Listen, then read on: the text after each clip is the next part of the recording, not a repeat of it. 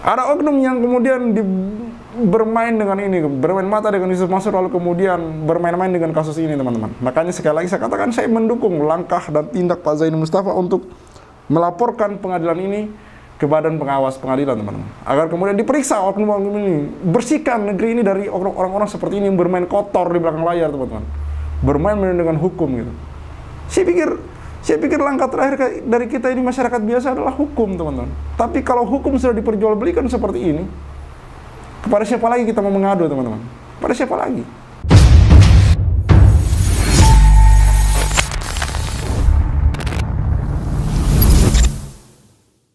Bismillahirrahmanirrahim. Assalamualaikum warahmatullahi wabarakatuh. Kembali lagi bersama saya Al-Walid dari channel YouTube Thaibah TV. Takutnya Yusuf Mansur dan dugaan permainan oknum pengadilan.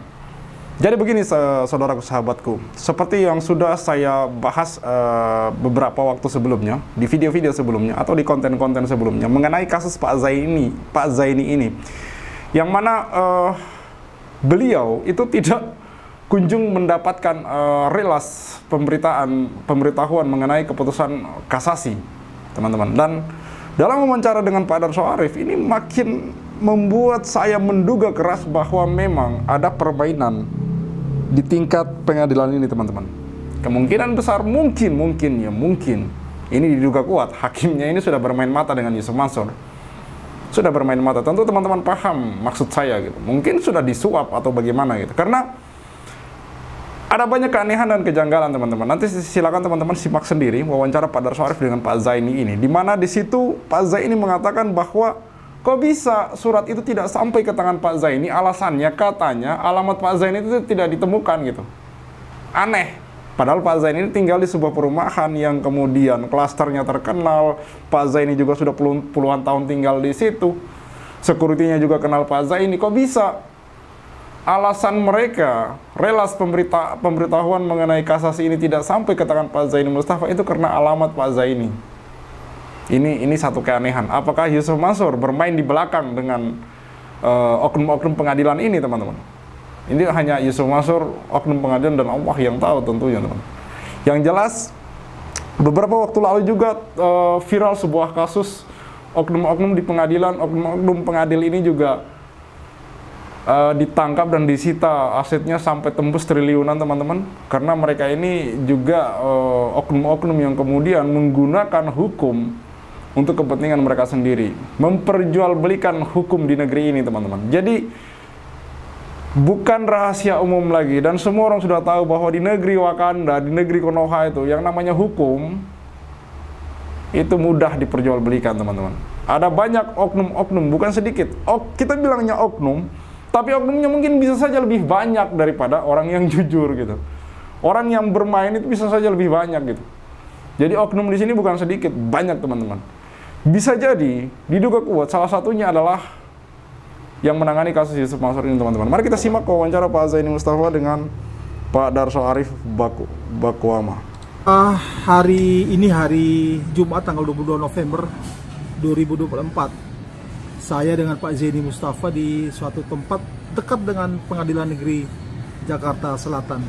Pak Zaini akan mengabarkan kepada kita tentang perkembangan kasasi Pak Zaini di Mahkamah Agung, yang kemudian oleh Pak Zaini ada rencana untuk melakukan upaya peninjauan kembali. Apa yang perlu dibagikan kepada kita hari ini, Pak Zaini? Ya, jadi saya kemarin tanggal 19 November ya 2024 itu saya mendapat surat dari Pengadilan Negeri Jakarta Selatan, Pak. Surat itu menjawab surat saya tanggal 7 Oktober 2024. Nah, di dalam surat itu mengatakan kepada saya bahwa relas pemberitahuan putusan kasasi Mahkamah Agung saya yang mana melawan Yusuf Mansur dan kawan-kawan itu, Pak, ya, itu katanya sudah dikirim ke alamat saya, Pak. Surat itu berupa apa, Pak? Surat yang terakhir ini?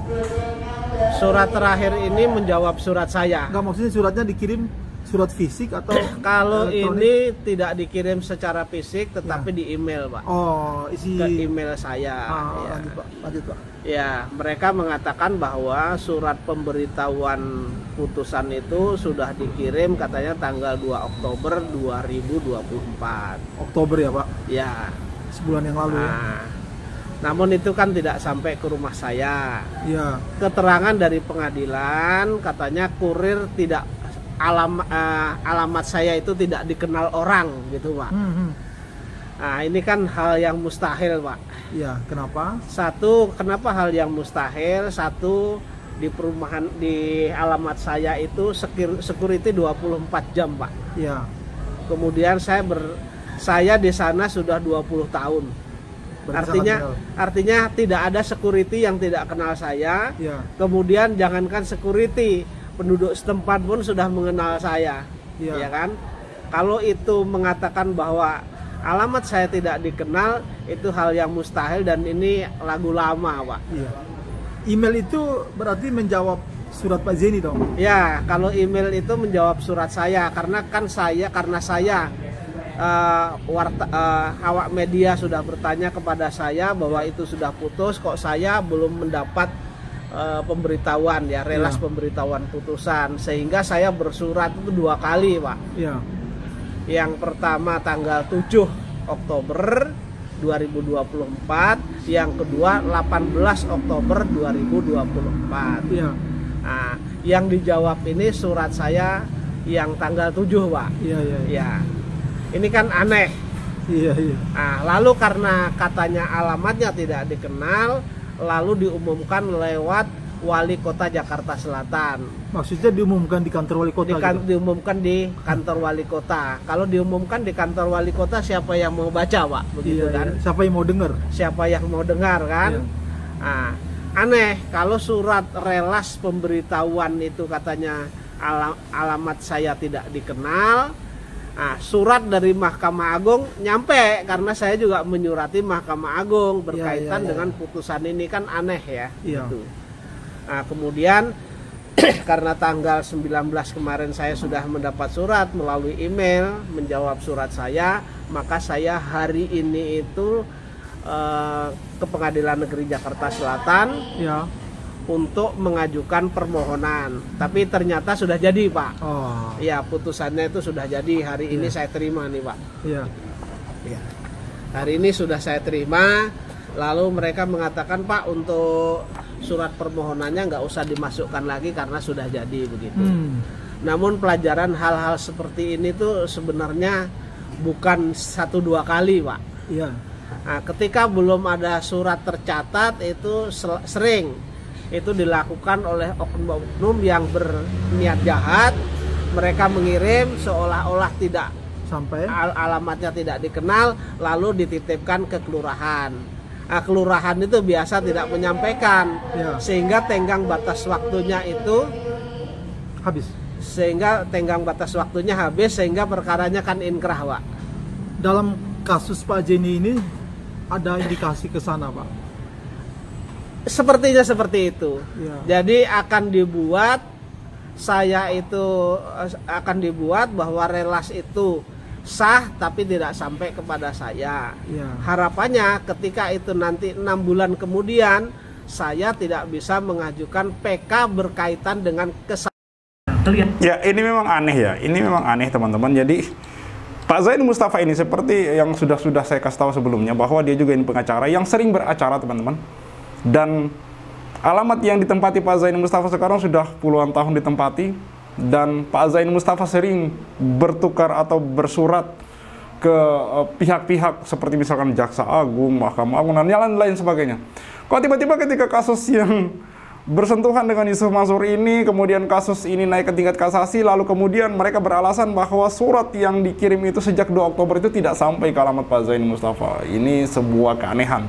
Dan seperti yang dikatakan oleh Pak Zaini, bahwa besar kemungkinan mereka mencoba melakukan upaya untuk kemudian kasusnya ini menjadi ingkrah. Seolah-olah Pak Zaini Mustafa tidak tidak melakukan langkah lanjutan gitu, langkah hukum lanjutan gitu, entah PK atau pengajuan gugatan kembali, gugatan ulang gitu. Karena Pak Zaini Mustafa belum menerima putusan gitu. Dan alasan mereka ini terbilang lucu, teman-teman. Lucu. Untuk tahun 2024, di mana semua kecanggihan sudah kita lihat di depan mata kita. Lalu alasan mereka sepele sekali. Tidak menemukan alamat Pak Zaini Mustafa, teman-teman. Di era kecanggihan teknologi yang serba. Jadi saya pernah bilang bahwa kecurangan itu sebenarnya kalau dilihat lucu dan dekat dengan kebodohan gitu. Kalau melihat alasan-alasan mereka menutupi kecurangan-kecurangan seperti orang-orang bodoh gitu. Maka saya bilang diduga kuat memang ini ada permainan di dalam gitu. Karena ini alasan-alasan konyol gitu. Bagaimana bisa? Sudah sampai memakan waktu berminggu-minggu, bahkan mungkin berbulan-bulan, lalu kemudian alasan mereka tidak menemukan alamat Pak Zaini Mustafa. Omong kosong dari mana ini? Sementara Yusuf Mansur di sisi lain sudah lebih awal bahkan melakukan press conference, teman-teman. Kan suatu keanehan yang nyata gitu. Sebesar apa duit yang sudah Anda makan gitu sampai bisa berbuat seperti ini? Mari kita lanjutkan, teman-teman. Begitu, Pak. Ya. Kelihatannya begitu. Pak, sebelum ini Pak Jeni kan sering berurusan dengan pengadilan dan sering disurati oleh pengadilan itu. Apa kejadian yang sama pernah terjadi juga, Pak, bahwa alamat Pak Jeni tidak dikenal?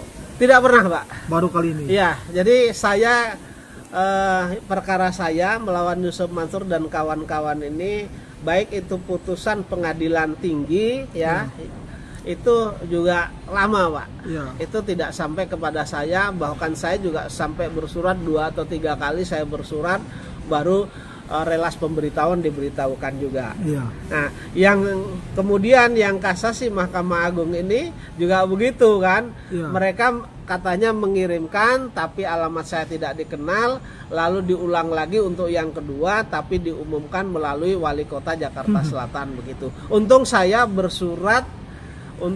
itu bersurat baik ke Pengadilan Negeri maupun ke Mahkamah Agung. Surat dari Mahkamah Agung jelas nyampe kepada saya. Ya. Cuman ini aneh gitu loh.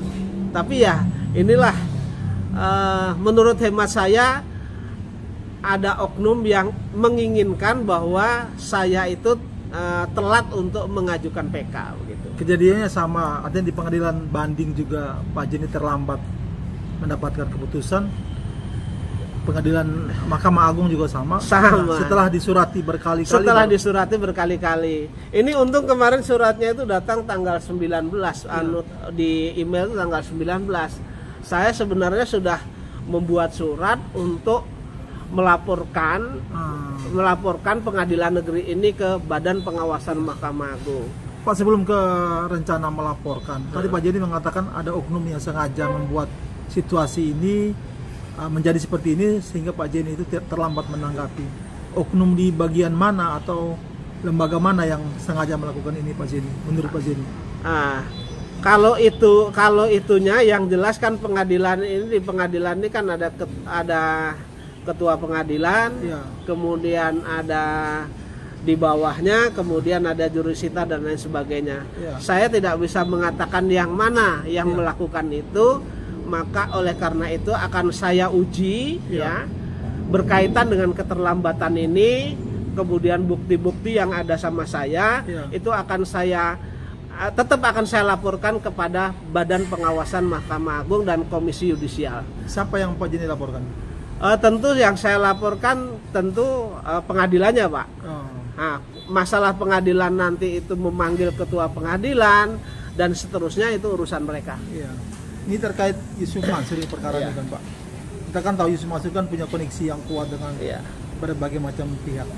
Yang Pak Jeni rasa ada tangan Yusuf Mansur sampai kepada urusan keterlambatan surat atau relasi ini, Pak, ke tangan Pak Jeni? Saya pikir selama saya berperkara hampir setiap minggu dapat surat ya. Baik itu dari kepolisian maupun itu dari pengadilan maupun dari pihak manapun tidak pernah seperti ini, Pak. Tetapi aneh gitu loh kejadiannya terhadap apakah ini kebetulan, apakah ini disengaja. Tetapi menurut hemat saya disengaja. Kenapa disengaja? Ketika ada putusan pengadilan tinggi DKI Jakarta, Yusuf Mansur sudah tahu, kemudian saya juga belum tahu, iya kan? Ya, ini memang keanehan, teman-teman. Seperti apa yang saya katakan tadi, bahwa Pak Zaini Mustafa ini adalah orang yang memang profesinya selalu bersentuhan dengan kasus-kasus hukum, teman-teman. Jadi bukan hal baru lagi di mata Pak Zaini mengenai hal-hal mengenai surat menyurat dan segala macam intinya yang bersentuhan dengan hukum, teman-teman. Jadi ketika Pak Zaini Mustafa menemukan hal seperti ini, itu satu keanehan, teman-teman. Dan saya orang yang paling tidak percaya dengan hal-hal yang katanya kebetulan gitu, karena nggak mungkin. Kok bisa ketika Yusuf Mansur berurusan dengan Yusuf Mansur, lalu kemudian muncul keanehan-keanehan seperti ini? Rilis pemberitahuan yang sudah diterima oleh Yusuf Mansur, namun Pak Zaini Mustafa tidak menerima itu, sampai Pak Zaini Mustafa harus bersurat gitu. Makanya saya dukung langkah dari Pak Zaini Mustafa untuk melaporkan pengadilan ini, teman-teman, ke Badan Pengawas Pengadilan, teman-teman. Dan kita lihat, semoga kemudian Badan Pengawas betul-betul bekerja sesuai dengan tugasnya gitu, melakukan tugasnya secara maksimal gitu, melihat orang-orang ini, memeriksa gitu. Kita lihat apakah memang ada oknum-oknum yang bermain di dalam sampai kemudian muncul keanehan-keanehan yang sangat lucu dan konyol seperti ini, teman-teman. Bagaimana bisa dari pihak penggugat belum menerima pemberitahuan, sementara dari pihak Yusuf Mansur sudah menerima gitu. Bahkan sampai harus disurati, teman-teman, dengan alasan katanya sudah dikirim suratnya tapi belum nyampe karena alamat tidak jelas. Alamat Pak Zaini loh. Alamat Pak Zaini Mustafa loh, yang tidak sekali dua kali beracara gitu, berurusan dengan kasus hukum, tidak sekali dua kali, teman-teman. Dan Pak Zaini Mustafa mengatakan tidak, sudah menempati tempat itu puluhan tahun gitu. Kenal dengan security-nya, bahkan warga di situ kenal dengan Pak Zaini Mustafa. Jadi menurut saya, pengadilan memberikan alasan bahwa itu karena kurirnya tidak sampai dan segala macam, alamatnya tidak terbaca, itu alasan konyol dan omong kosong, teman-teman. Omong kosong. Omong kosong.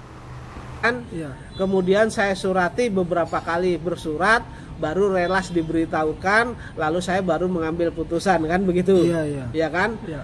Terus kemudian putusan kasasi Mahkamah Agung juga begitu. Yusuf Mansur sudah tahu, awak media sudah tahu, dan saya tahunya juga dari awak media dikasih tahu bahwa mereka paginya tanggal 5 itu ngejar-ngejar saya, ya minta untuk memberikan keterangan lah begitu ya. Berkaitan dengan putusan ini, katanya karena nanti sore Yusuf Mansur katanya mau konferensi pers begitu. Saya juga baru tahu, saya itu sampai dengan saat ini fisiknya juga tidak pernah ngelihat relas pemberitahuan itu. Nah, karena ada surat menjawab surat saya bahwa intinya relas sudah disampaikan dengan alasan tidak dikenalnya alamat saya, kemudian dilanjutkan dengan diumumkan lewat Wali Kota Jakarta Selatan, maka hari ini saya ambil putusan ini. Tentu akan segera mungkin saya pelajari dan akan saya ajukan PK, peninjauan kembali. Jadi selama karir ke pengacaraan Pak Zaini baru pengalaman ini ya, perkara dengan Yusuf Mansur baru pengalaman terlambat. Betul. Yang lainnya ya biasa-biasa saja. Dengan alasan normal saja. Tidak tahu alamat Pak Zaini. Ya, seperti yang saya katakan, kalau memang Pak Zaini orang baru, ibaratnya orang yang penggugat yang baru berurusan dengan hukum, lalu kemudian alamatnya tidak diketahui, atau kemudian kurir tidak mengetahui alamat Pak Zaini, mungkin ini hal wajar gitu. Atau misalkan Pak Zaini ini orang biasa, bukan pengacara yang kemudian sebagai penggugat seperti itu mungkin masih bisa dimaklumi. Tapi ini, teman-teman, seperti yang sudah saya katakan sebelumnya, bahwa Pak Zaini Mustafa ini juga advokat dan sudah sering sekali berurusan surat menyurat dengan pihak pengadilan gitu. Tapi kalau baru kali ini alasan sebuah pengadilan mengatakan bahwa tidak menemukan alamat Pak Zaini, sehingga kemudian relas pemberitahuan untuk kasus kasasi ini, di tingkat kasasi ini itu terlambat, teman-teman. Bahkan sampai sekarang belum menerima fisik, teman-teman. Jadi yang Pak Zaini Mustafa terima tadi itu dalam bentuk email, surat elektronik, teman-teman. Untuk fisiknya sampai saat ini Pak Zaini Mustafa belum menerima. Bahkan diumumkan di wali kota itu. Jadi kalau misalkan Pak Zaini Mustafa mengatakan bahwa ini kemungkinan diduga kuat untuk kemudian mengulur-ngulur waktu sehingga kemudian Pak Zaini Mustafa telat mengajukan PK karena kehabisan waktu, ini bisa jadi, teman-teman. Ada oknum yang kemudian bermain dengan ini, bermain mata dengan Yusuf Mansur, lalu kemudian bermain-main dengan kasus ini, teman-teman. Makanya sekali lagi saya katakan, saya mendukung langkah dan tindak Pak Zaini Mustafa untuk melaporkan pengadilan ini ke Badan Pengawas Pengadilan, teman-teman. Agar kemudian diperiksa oknum-oknum ini, bersihkan negeri ini dari orang-orang seperti ini yang bermain kotor di belakang layar, teman-teman. Bermain-main dengan hukum gitu. Saya pikir langkah terakhir dari kita ini masyarakat biasa adalah hukum, teman-teman. Tapi kalau hukum sudah diperjualbelikan seperti ini, Kepada siapa lagi kita mau mengadu, teman-teman? Pada siapa lagi? Maka sekali lagi saya katakan bahwa terus awasi kasus ini, terus lihat dan pantau kasus ini, share teman-teman, di-share. Paling tidak minimal orang-orang di sekitar kita mengetahui bahwa siapa Yusuf Mansur dan rekan-rekannya ini sebenarnya gitu. Mereka ini hanyalah orang-orang yang kemudian menggunakan segala cara untuk kepentingan dirinya sendiri. Saya Al-Walid, see you on the next videos. Maka 2010 ketika saya masuk pertama kali ke warung Steak and Shake, like video jangan di skip, share sampai kena strap, like biar kasusnya di up, komen sampai dia kena strap. Yusuf Mansur punya cerita, katanya punya daku di mana-mana, nyatanya cuma numpang nama, emang dasar gak punya muka. Boykot Yusuf Mansur, bikin bisnis batu bara kau bangkrut, bikin aplikasi Paytran kau macet, bikin program umroh merdeka kau mampet, bikin program tabung tanah kau rungkat, bikin program mulia video kau gatot, bikin bisnis hotel city ya bacot, bisnis mandek duitnya dicokot. Boykot Yusuf Mansur. Kalau cari tangga dipikir dulu, ngaku komisaris nyatanya halu. Kalau udah dongeng kayak orang nyabu, ngaku punya pesawat nyatanya malu. Boykot Yusuf Mansur. Maju caleg tapi nggak kepilih. Haha, orang udah pada tahu belangnya, ngakunya gabung di warung steak. Ya udah kita boykot sekalian biar steak. Boykot warung steak. Boykot warung steak. Boykot warung steak. Kok bisa bangun bisnis saat pandemi? Emang duitnya dari mana? Kalau bukan dari bisnis fiksi, ngajak umat kumpul dana cuma buat merana. Boykot warung steak.